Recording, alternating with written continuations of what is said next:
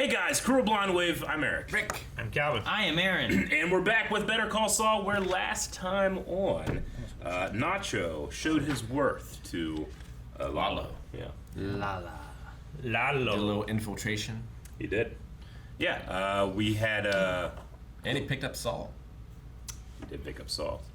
We also had the crafty elevator meeting Yes. from Saul We did. as well. With ADA Erickson, yes. Yeah. Like rushing through, getting all of his clients like figured out. 45 clients. 45. 45. Seems like a lot. It does seem like a lot. He's got a system. Did we have anything Mike with Mike yelled at his granddaughter. Yeah, god damn it. Yeah. Nacho got the stash back. Yep. I said we that. talked about that. Oh. But yes, he did. And we're talking about Lalo and then Saul. He Said already infiltration. Lalo has He his stats. gained his trust. He does also just have a stash. Yeah, he never lost it. He just kept it on. Oh. So, you really fucked that one up. Well, I didn't say Lalo got his. Ooh, we're this? inside an ant thing. I think it's in somebody's house. Ice cream. No, it's the This sidewalk. is just the desert. Man, how, Such short depth of field. I like this. Is that ant looks weird. I don't want this ant to die. This makes me want to play that grounded game. Yeah, right? You. Because it's there. Go tell your friends. Just going exploring, having fun with like Rather Honey- play EDF. Honey, I Shrunk the Kids ideas, you know? Whoa. They Just eating. a shit ton of ants. They're eating all the ants. Jeez! Look at that. That is That's a lot of ants. so many ants. That was the ice cream cone he dropped when he got taken. Yep. The ant guy's got to like come and pick them all up and put them back in his box.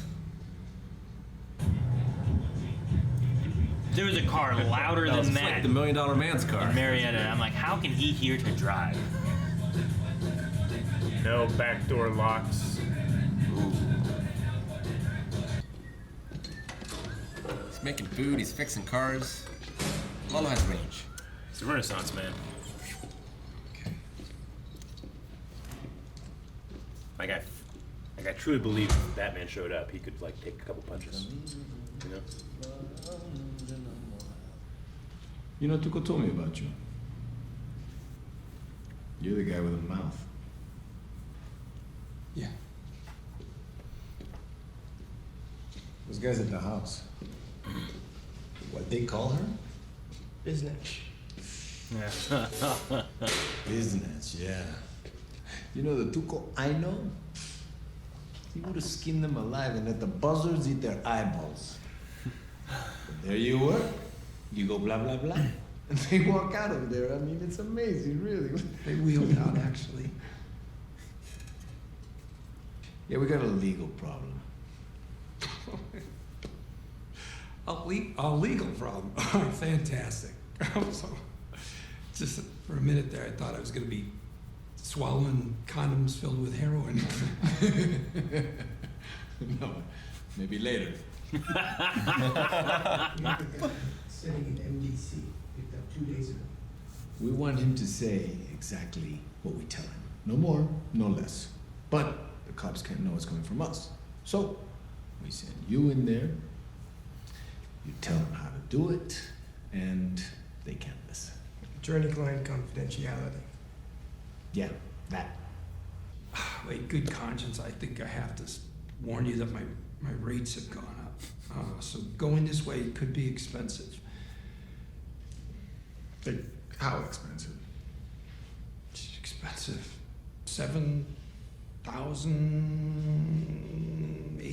925 Yeah, Okay. sure. Pulls out his wallet. Pulls out 7,925. You know what? Here, Pocket money. take 8,000. I don't have the change. Let's make it 8.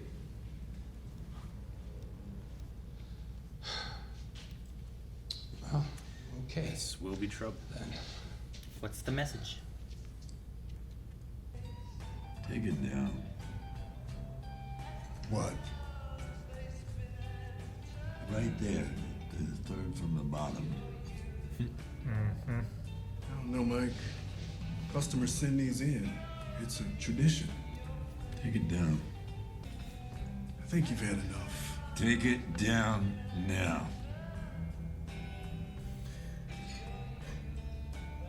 The Sydney Opera House? Please.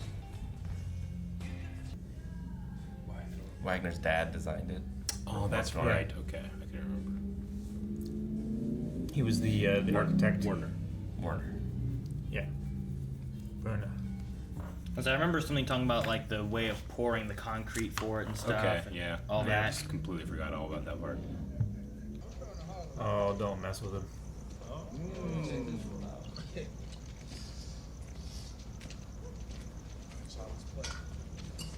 All right, let's play. Gramps, where you going? Hold up, Gramps. Oh, jeez! God damn! So? Fucking Mike, man. It broke again! I think the first one was a dislocation. The second one might have been a breaking. He stepped on him, stepped He over him. stepped on him. And that was a lose-lose situation for that guy. At Yeah. most, he beat an old man. At best, he was beaten by a Yeah. you know? Well, his four friends just watched. Yeah.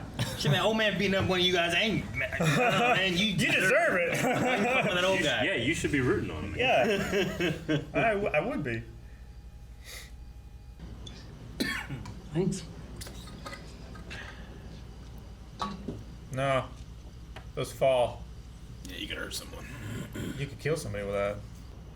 I just realized I have all pro bono clients tomorrow, all day. No Mesa Verde. Well, all right. It's a justice. That's a neat shot. The light going through the glass.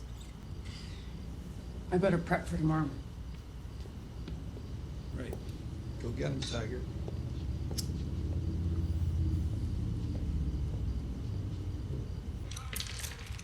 What the fuck? Why? We know why.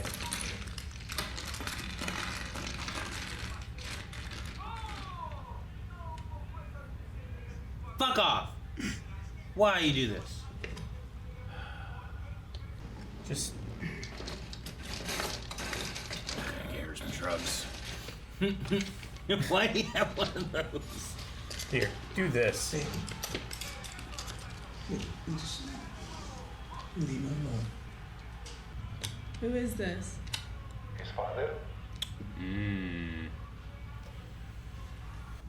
Gutiérrez me hizo una oferta para comprar el taller.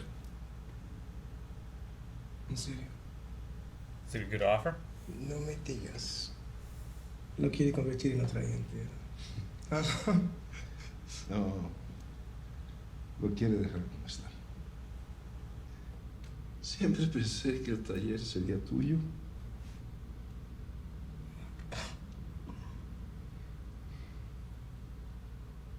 Vas a trabajar 11 horas al día por el resto de tu vida. Fuiste tú, ¿verdad? ¿De qué hablas? Tú mandaste a Gutiérrez. El dinero que me está ofreciendo es tuyo. No. No. Entrégate a la policía. Enfrenta lo que has hecho. Si quieres huir, Oye. Pero yo. Ni madres. Yo no voy a huir. nice to meet you, young lady. Where did you hide the other one? I don't know. The puzzle was gone too. Yeah. Hey, Rich. I'm confused. I thought you'd be on your way to Tucumcari by now. Rich. I just got off with Kevin Martell. He wants you there right now to straighten this out, hands on. Well, I'm flattered, but my clients need me. I have a full day of appearances here. Well, I can tell you, he's called twice in 40 minutes. Mesa Verde keeps the lights on. Can we agree on that? Of course. We've all been here. Once in a while, you have to give a little to get a little, you know? Mm-hmm. Viola's already briefed Steph and Gary. They'll take your afternoon cases and get continuances if necessary. So get yourself down there, stat. she gonna quit so she stops the interruptions? I don't know. Is that who I think it is? I don't know. We'll see. It's definitely who I I don't think know. it You is. don't know. We don't know that body type. I definitely You don't know that hair. head shape? Do you think government could be DEA? No. Shut the fuck up. Hey, Marietta. Yes! How's the boy? Yes! He's what, third base? Catcher. Catcher. Hey, Steve. Hey! I'm so happy. I know. When I saw that gut, I'm like, yes! I saw the shirt. Wow me. Make my tiny eyes grow wide with delight. What if I know where there's $500,000 in drug money? Silence! Were you talking to them? And you are? Saul Goodman. I'm Mr. Molina's attorney, and you're in violation of his constitutional rights. It's all good, man. Really? Come on, that's your name? It's time for you two gentlemen to vacate the premises. There's the door. Shoo, shoo. Go away. Your client waived his right to attorney. Oh, he most certainly did not. Yeah, I did. Zip it. Okay, nobody's talking to you. They're putting on a play. Mm-hmm. He's confused, okay? He was dropped on his head as a child. I want to talk. Mr. Molina will stay in custody while you verify his very specific, limited information. And what if what he tells us doesn't pan out? Oh, well, then he just stays here. I mean, we're back where we started. Fine. We'll take care of him. Okay, and he's not just anyone's CI either. All right, you don't pass him around like a venereal disease. He's your personal CI. And this better be worth it. Yeah. Okay. It was fun to see Hank again. Mm-hmm. And Gomi. Yeah. Yeah. Two of them together are always great.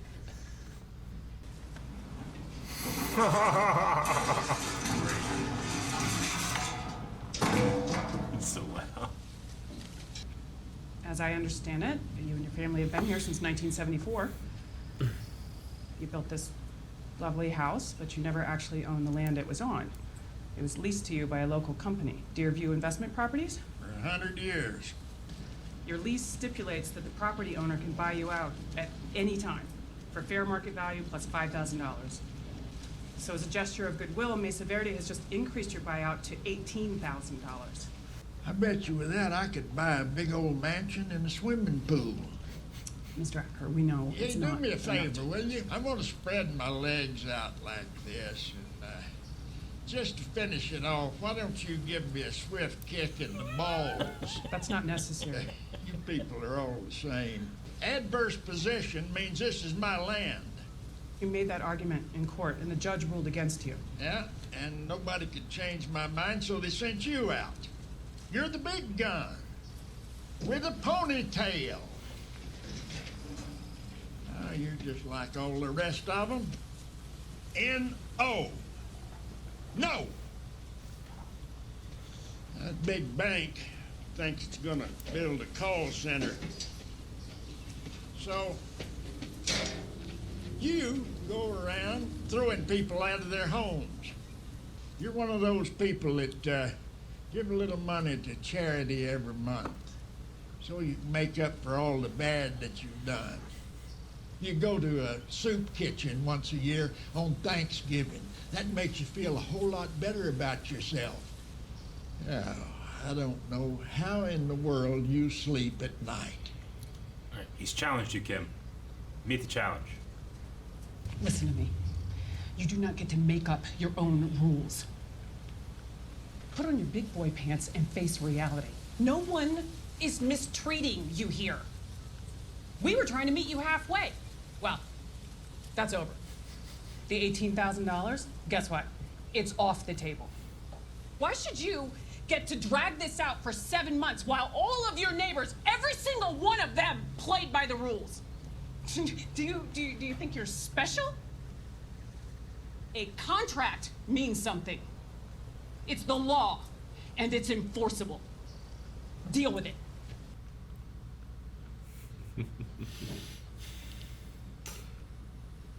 fine vehicle. It's a thing of beauty. Yeah? What do you drive? An Esteem. A what? A Suzuki Esteem. It's an import. So, It's an import. It's an import. assuming the dead drops are a real thing. One more thing. You're gonna have to find a different attorney for future endeavors because my schedule is just very, very tight. I don't think that's gonna fly. You'll make time. Yeah.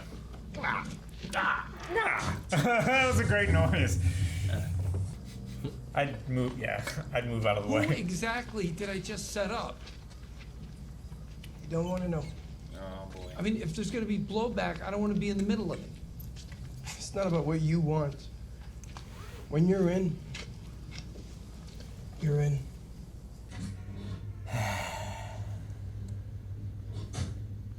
Ice cream. The fucking ice cream.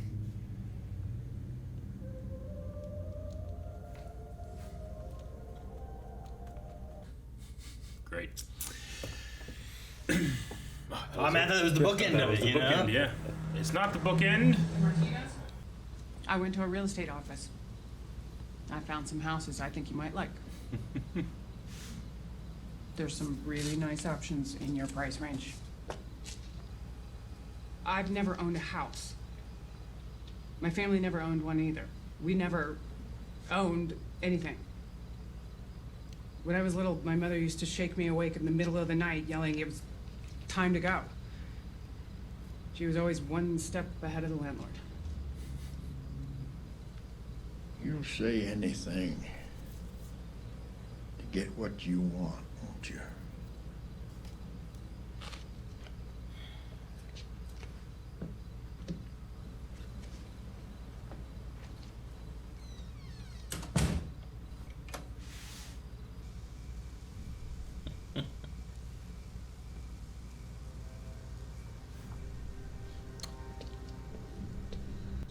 I love how Gus just stands in a shot surrounded by power.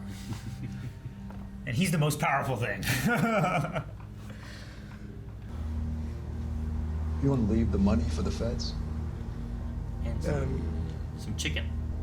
If there's no money in those dead drops, they'll know. Lalo will know. Someone talked. The dead drops remain. Well, let's give up Gus's dead drops. Damn, Eric, you really thought this episode ended a long time ago. I don't know what you were thinking. I accept my foolishness.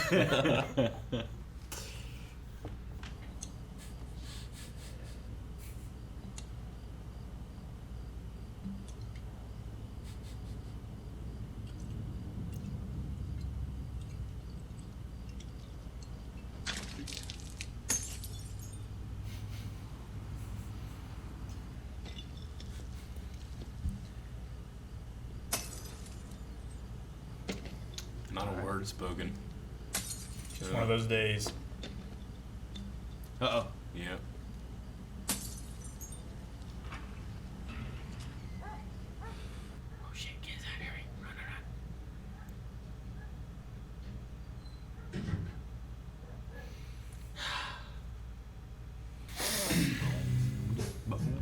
Boom, boom, boom.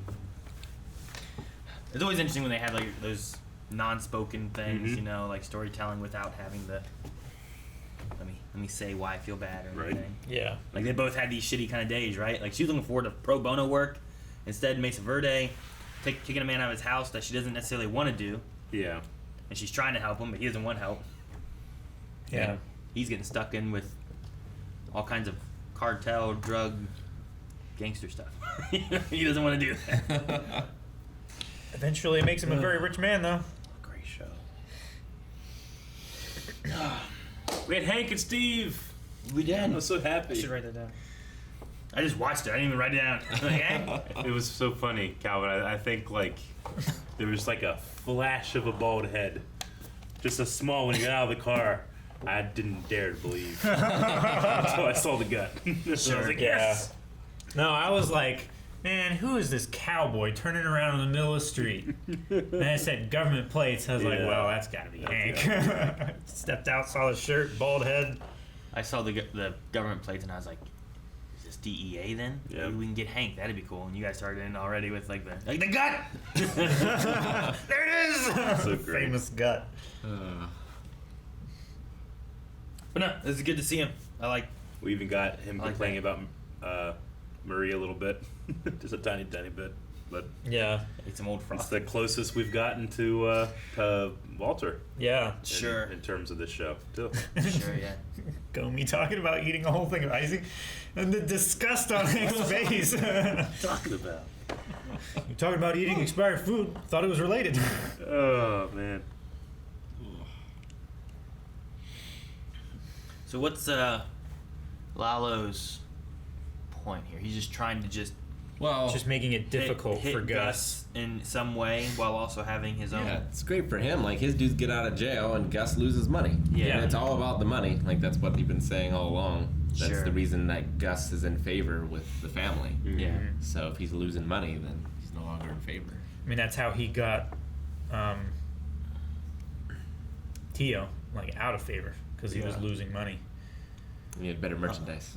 I wonder. And I'm talking about the chickens. This must lead to him giving the DEA chicken, right? Like, this must be his first encounter with having DEA issues. Yeah. Sure. And then eventually we know he's just like giving him chicken. Yeah, And, you know, Hank is shot, so he gives him chicken. Well, Crazy 8 is his CI eventually, I would assume, right? Well, they said this is your CI. You're not passing them around. Yeah. Only you. But like Gus controls. Which I think at a certain point, right? Well, he's under the. I guess he's under Tuco. Domingo's under Tuco, Salamanca's. but The Tuco Salamanca's, still yeah. kind of seemed under Gus because Gus then was doing the meth stuff, right? True. And he was delivering the meth and whatnot. So like at some point, everything with Lalo, I don't know what happens with him, and then Hector. Like, Hector's never for him, but he kind of isn't really running stuff anymore. Tuco's running it, and all seems to kind of fall under Gus. Mm-hmm. I can't imagine Lalo just leaves. No, Well, that was my summer in Albuquerque. Yeah. Going back to Gravity Falls. Yeah. Either Gus puts Lalo in a position somehow of pissing off the Don, or he Gets caught by the picks him DEA. up. Yeah. Maybe he just goes to Yeah. jail and not dies. We know maybe. Tuco eventually will be back and take over this part of the area, Sure. right? Sure. I mean, Lalo could leave once Tuco comes out. Mm-hmm. It's like, well, Tuco will take over this, and I can go back to where I was before. sure. Maybe. He kind As of long showed as up his here. family's interests are intact. kind Like of thing. Lalo kind of showed up because Tuco's in jail, and then Hector had his incident, so Lalo showed up to kind of run stuff. Yeah. So I don't know. Maybe he doesn't die. Mike had to vent some feelings today. Man, yeah, we only saw him that little bit. Just a little bit, just in the bar. He demanded for that postcard to be Picture. taken down. Yeah. And Well, then, he did break that one guy's arm. and then he broke the guy's arm. Yeah. Dislocated and broken. It's like the inverse ninja theory.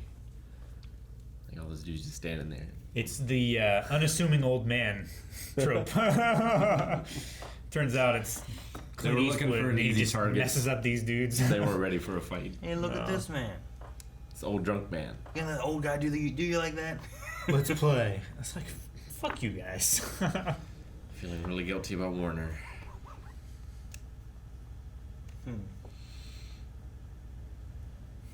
Yeah. You'll never think of Australia the same again. There's often times too in this show where they'll have a image or shot or something like that, and I'll be like, I wonder what was the thought? Like, we have the ice cream. Like, I wonder, what's the, is there a meaning that they were looking for with the ice cream that I'm not quite thinking of right now? What did you think it was? Well, no, I mean, what'd you read into it? No, I mean, I was saying, I'm not really. I'm wondering if there's a reason of, showing the ice cream and the ants coming to it. Yeah. I mean, to and me... then having, Saul also, show up and stare at that. That's just been sitting there, And it's is there... if there's something to be taken, something will show up and take it, Is that kind of the meaning it's going for? Is there something else there you could go with, I kind of took it as, when you're enjoying the things in life that you want to enjoy, something will always come along and interrupt it. And by the time you take care of the thing that you don't want to take care of, the good thing will have spoiled. Sure. Like that was his ice cream. Yeah. But something made him lose that, and then something else came and ate it for him. Yeah. You know, like, is there meaning with that? Like, why ice cream? Ice cream is, an ice cream cone down the street. Like, you kind of think of it as like, as a kid is very excited about the ice cream. Childhood so innocence? He's kind of, well, it's not, like, he kind of has like a child's naivete in a way, where like, yeah, he's a con man, all this stuff, but now he's in a spot. I'm Saul Goodman. I'm gonna do all this stuff, and I'll have nothing but success. And he doesn't necessarily realize that this type of life is going to pull him off of that street, and bring him right back, and everything that he loved about it will be spoiled and gone. Sure. You could say something like that. It could also be the ice cream is that if it's like the childhood innocence, if it's the naivete, if it's that kind of stuff, like it is like that's the last essence of what he used to be, and now it's gone. And when he sees it, it's melted. Something else has eaten it and taken it away. Yeah, because all these people, all of his clients are kind of just like parts. They're toys for him to play with, make money on. Like he doesn't necessarily care about people except for the people we know he cares about. So this is kind of like, I mean, I'm not saying he he's doesn't like want to keep like Crazy 8 alive. Yeah, he's not a piece of shit or anything, But I think that he does kind of have this like, it's also why he puts the bottle on the edge. I don't think he really thinks things through, and Kim takes it off. But then at the end here, and all the shit, she tried so hard to help that guy, and that guy was so stubborn. When he said the thing at the end where it's like, you would say anything to get your way. It's like, she's getting her way.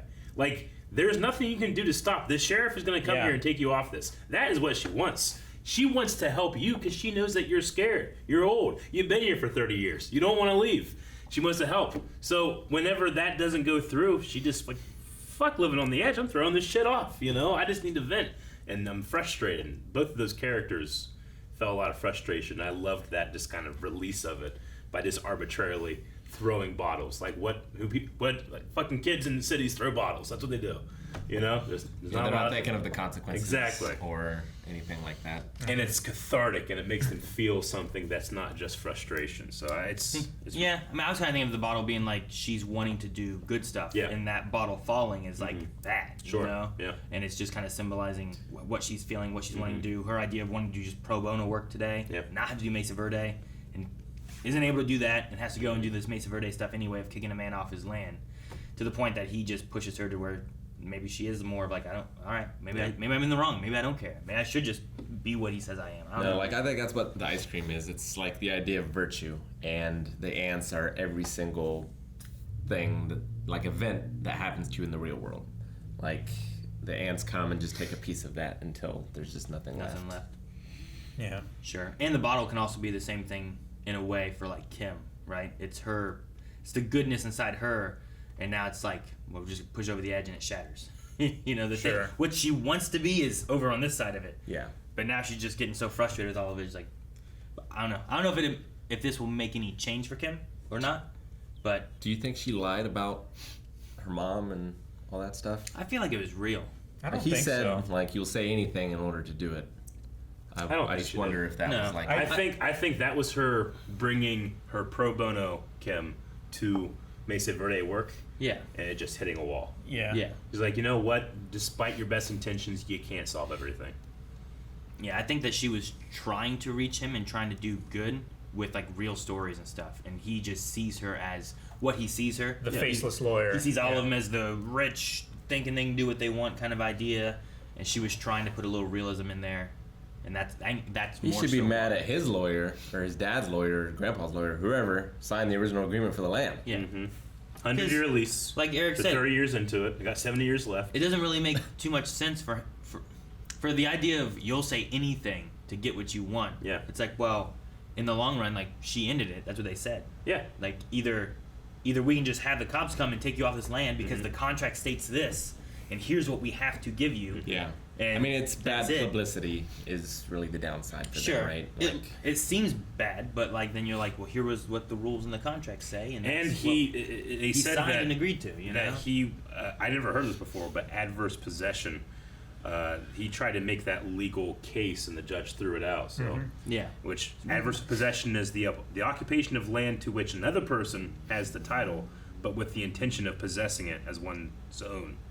Which I understand that, but I don't understand how that would ever work.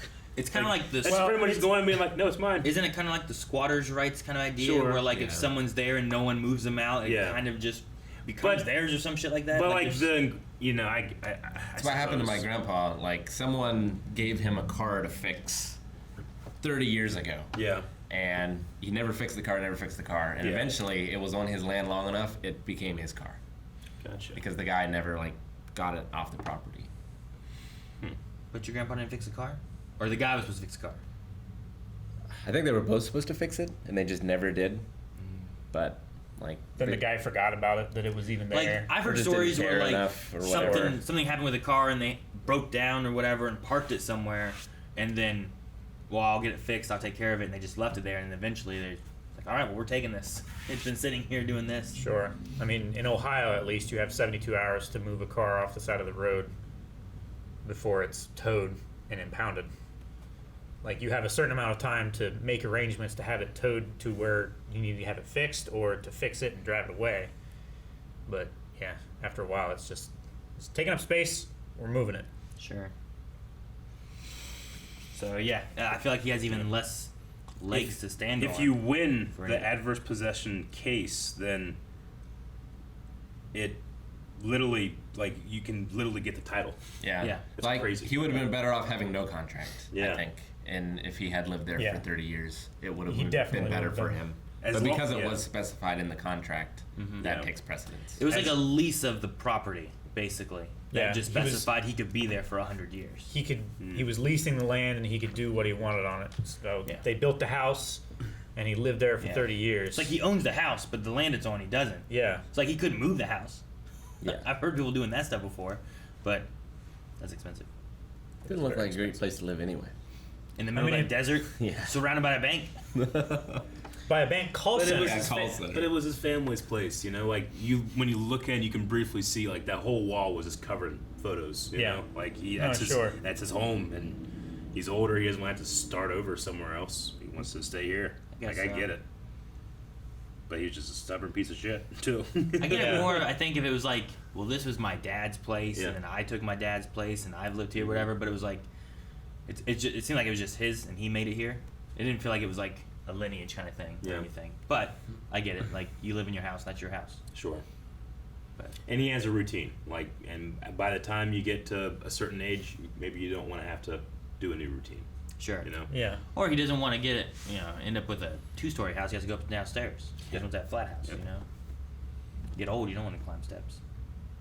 Laundry machines in the basement. That's terrible. It is fun for me to watch Lalo and Gus like at a distance fire shells at each other. You know. Yeah, it's like they're playing a game of chess, and you only ever see the board. But it's such a fun viewpoint from Nacho that has to like dodge all of these mines and shells that are coming and trying to save his dad. Right? We had that scene where I was gonna say, not only is he dodging having to be with Lalo and Gus on both sides and in the middle. While both of them think that he's on their side. Yeah, and if he could die from that, he also has to deal with his dad, where he's trying to get his dad out To hide his women. to keep him safe. You know, like he's already in danger. I want to save my dad, and his dad's like, "No, get out of this life." And it's like, that's not that easy. That's what he's telling Saul. You know, it's like, once when you're you're in here, in. You're in here. Like, I can't just leave from Gus or leave from Lalo. Both will be looking for him then. You know. We never feel joy from Nacho. Do you? Like, No. even though he's at home relaxing, he just seems like he's just there. There are people around him. Yeah, but he this doesn't- fucking person's trying to break my remote control. Yeah, like, I mean, he obviously really cares for his Already- father, you know? Yeah. I already tore my Rubik's Cube. I know. She did. I thought she was going to do the classic, take it all, put it all together so that it's done, you know? Yeah. Yeah, I did this. I thought there were drugs in it. Oh, yeah. She was first on it. She's just high and breaking shit. You're done. It's just an interesting part of his character that you never really see him enjoy this life that he has. All you see is him almost kind of ashamed of the way his father thinks of him. He has it, but that's it. feel like Lalo seems to be enjoying life. Oh, but yeah. But Gus isn't. I don't really see enjoyment from him. Because all of this is eventually going to lead when he poisons the Don. Yeah. See, for revenge for his chicken brother. Yeah, that's the thing. Like, Lalo is enjoying it because I don't think he has that revenge aspect or something that he's worried about. He's I think a little. Like, I think he wants to take out Gus because he thinks Gus did something to his uncle. Like, I think there's a little bit of revenge in there. I mean, maybe. Oh, yeah. I mean, what they speak about the thing they did in whatever it was. Like, you remember this? The hotel thing? Yeah, this shit goes Yeah. down. Yeah. But Lalo was born a Salamanca, right? He was born into this. This Yeah. is just his life. Gus, I feel like they got into, doing Sure. drugs, not necessarily born into it. But the difference there, I think, is that Lalo, he can think that Gus is involved with this, but Gus sat there and watched, him die from this Don dude and everything. So there's a difference there, I think, in the revenge aspect. But it's, I don't know, Gus just has this smoothness about him where, like, when he goes home and, like, we've something at home, like, just cooking or whatever, like, I don't sense him like, he's not like Lalo. Lalo just has a eccentric personality. Gus is very kind of mellow, just he had that story about that animal that he killed, right? Yeah.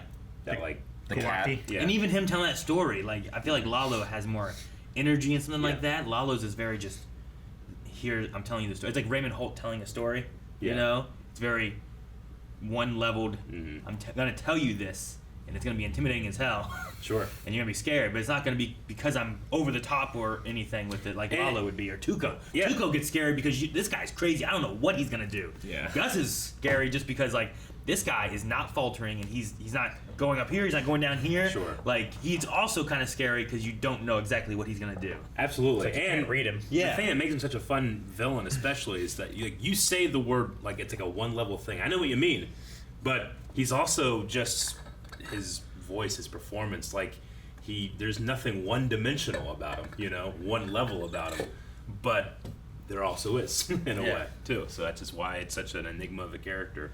It makes for a great villain that, as Calvin said, you just have that yellow shot of him surrounded in power, thinking, surrounded in electricity. Just the thrum of energy. Mm-hmm. And I love it too because that shot had like I'm not sure where it was, but just this like bright, hard yellow light hitting his face. On the So side. when he turned around, looks so good. Such a great shot. Mm-hmm. His only weakness is like his need for revenge, and that's what gets him in the end. Yeah. Yeah. I mean, he loves control, right? Control, I think, when I think of Gus, I think about control, and it's one of the things that go out of his control that he can't stand, like Walter, Yeah. Eventually, Heisenberg. It's less about revenge and more about control. Yeah. Because he kept the Kawadi alive so he could control its destiny rather than just killing it and ending it there. It's the same thing with Salamanca, right? Oh, with Hector? Yeah. Yeah. The way Gus is with it. He couldn't stand that he didn't do this accident happens or, Nacho happens or whatever like that, but he can't stand that his plan didn't go to where he wanted it. Now he has to adjust. It pisses him off. He'll get the best doctors to fix it, Or at least get him close enough to where he knows what's going on. It's crazy that he will get the doctors to get him as better as he can to make sure he suffers as much as he can rather than just being like, let him die. But not as better. Like, he pulled the doctor away as soon as he was in there. For sure. That's what it's like, as better as he can to make sure he suffers as much as he can. That's the. It's all about getting that revenge enough to the point that he's happy. I also wanted to special shout out the Better Call Saul intro.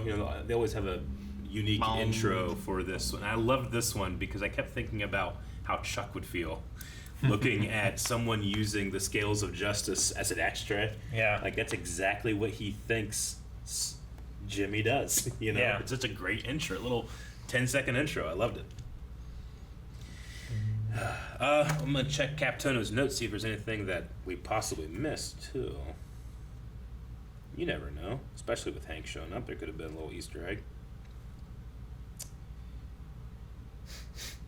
I love him talking about Marie. Stroke of midnight. It's bad now.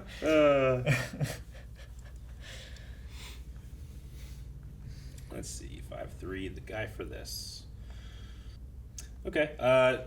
Yeah, I remember. Okay, so this episode shows the beginning of Crazy 8's work as a snitch, which ultimately will lead to the arrest of his cousin Emilio in the pilot episode of Breaking Bad. It also causes Walter witnessing Jesse's fleeing the scene, which marks the beginning of their partnership. Yeah, so Emilio is that guy that gets caught by them in the first episode of Breaking Bad. And it's because of Crazy 8 snitching, I guess. Interesting. Yeah. All right. Well, I don't got anything else. You guys got anything else? Not really. Just I did like Hank's immediate call out of like, "It's all good, man." You know. Okay, that's your name. If anybody in the show, any of the cast, any of the characters, Hank would be the one I think to share it. Well, he's also the one there Or who's Jesse, like, maybe. I don't like this. We're done. No deal. We're leaving. Yeah. Something doesn't feel Told you, right. Gomi. I feel like Yeah, you're you yanking called it. Yanking at me. He's. I mean, that's the thing about Hank. Like, he was right so often about things. He had a good gut feeling. He knew what he was doing and stuff. great gut feeling. And hey, you know, this episode also marks the beginning, like first scenes of Jimmy and Lalo together, right? Like he kept having this. Well, I'm gonna ask for this, or this is what's gonna happen, and Lalo was like, sure, okay, we'll make that work. I really like that. He's like, it's gonna be expensive. Expensive. Yeah, that's something that Jimmy hasn't really come across when he's dealing with these people. How expensive? Someone that seems kind of reasonable, you know, in a way. But especially the scene later when obviously their script changed and Jimmy improvised a bit, and now, well, okay, here's what's going to happen, right? When they're at the They're going to be racetrack, looking and for Lalo's arrests. like, okay, sure. You know, I think it's an interesting thing. He's never really had that when he's dealt with this level of criminal. Well, I love, like, the reason he respects Jimmy is because he talked Tuco out of killing me. Yes! The guy with the mouth! Yeah. It's like, man, this guy must be good. Yeah. I know Tuco. Tuco, crazy. He would have skinned those guys alive and left the buzzards to eat them. They walked away from that. Yeah, that's the name of the episode, right? The guy for this. That's why. The guy for this. All right, well, 3 episodes into season 5. It's already. I mean, the show's never had a bad moment ever, but I'm just more and more and more excited as we get closer and closer and closer. Feeling closer to Breaking Bad now, which makes me sad because I know at a certain point this show has to end and Breaking Bad has to start. Well, then Let's watch Breaking Bad again. I will. You know, you just go into Breaking Bad reactions after this. You re-react. We just do commentaries. We just circle continuously. It's worth it. Thanks, guys, for watching our reaction to Better Call Saul. There's more right now over at patreon.com/blindwave, where you can watch the next 4 reactions. You can also watch along with us full length, needing your own footage. And please be sure to subscribe. It helps us out, and you can see videos as they come out. Thanks, Check guys. out Breaking Bad too. It's true.